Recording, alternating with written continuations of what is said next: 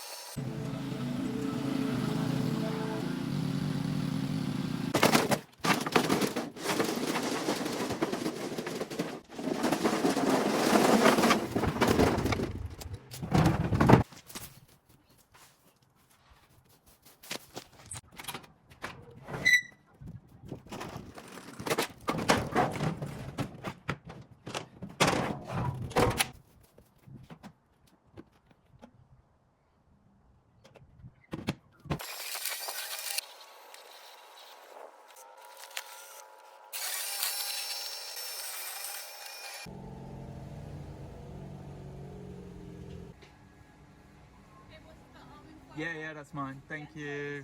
Have a good day.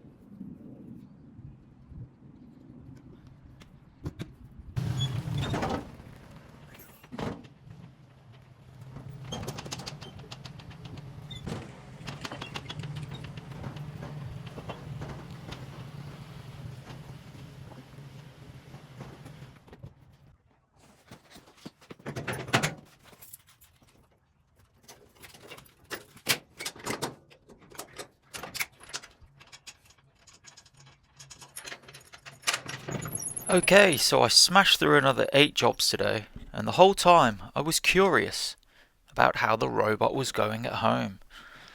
I must say, when I got back, I was pleasantly surprised. Big Mama was charging in her dock, looking rather smug, and the lawn was looking good. I must say, the overall result was pleasing. The lawn was tidy, the leaves had gone, and I had done absolutely nothing. I must say though, it wasn't perfect. As I mentioned, my lawn is not exactly level, and there are a number of obstacles. Therefore, there were a few tufts that had been missed. I do understand though that the robot is not able to get all the way up to the sides and edges and poles, which I knew it wouldn't, and that's okay. Would it be able to do edging on sidewalks and up against walls? No, I don't think so. But it had done a cracking job of the grass in all other areas. And one of the features that I really like is that you can actually use the remote control mowing function to finish off any little bits that you may have missed. And me feeling like a nostalgic kid who never got that remote control car at Christmas, I was more than happy to take Big Mama for one last quick ride around the edges to finish up. So my overall review, I bloody love this robot. It's whisper quiet and so calming to watch. I love how it backs up and drops its load of clippings like a boss. It really is futuristic. Apparently, you can also link it up to Alexa if you have one of them. It has a camera with wipers on, so if you want to check where it is, you can watch it from your mobile phone if you're on lunch break from mowing other people's lawns. I was really impressed with this solar-powered RTK station, which is essentially a signal receiver, and the robot relies on it for mapping and positioning. No power sockets required for this one. This robot can be set up with 20 dumping spots via the app. Very cool. But the thing I love the most about Big Mama is I will never have to think about my lawn ever again. I can simply sit on my step and watch Big Mama while I have a drink and watch the birds.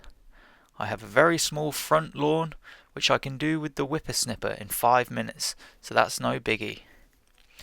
But the burning question on everyone's lips, the elephant in the room, can this robot replace me? Well, this is my honest opinion. Does it do a better job than me? No. I simply have the OCD where I finish every job with a quick run around of the weed eater or whippersnipper, catching any little stragglers that are not level. It doesn't do that. I will not miss any sections and I can get right up to the edges. However, if you have a straightforward lawn, level patch of lawn with no intricate edges, I think this robot could be for you. If you have a large lawn that you simply just dread doing, this could be for you, because I also refuse large lawns as I simply don't enjoy doing them. Now, I cost my average customer around 1,500 Australian dollars per year for my basic lawn services. This robot, the base model with no bagger, costs 2,399 Australian dollars. So in just over a year and a half, you would make your money back. So what will I do if everybody buys these robots? What will we all do when the jobs that we no longer want to do get outsourced by robots? Maybe I sell my business and invest in these robots that I could rent out. I don't have the answers, but I do know what I won't be doing on my weekends from now on, and that's mowing the lawn and cleaning floors. God bless AI. Now, I just want to thank the guys at Mammotion for sending me Big Mama. I'll leave you a link in the description so you can check them out. They ship worldwide and have a wide variety of models for every lawn size. Okay, Mozza's random fact of the day. Household pets may soon be replaced by artificial intelligence without the need for vet bills. AI-powered animals are now joining the growing list of robots on the market. Among these is the Geo1, the world's first intelligent robot companion developed by China's Unitary Robotics. This robotic sidekick walks on all fours just like a dog, but without the leash, collars or dog mess. Yeah, I don't think so, Robo-Dog. I still like my dog to be, well, fluffy, and more like a dog. Peace out, humans and robots. Please subscribe.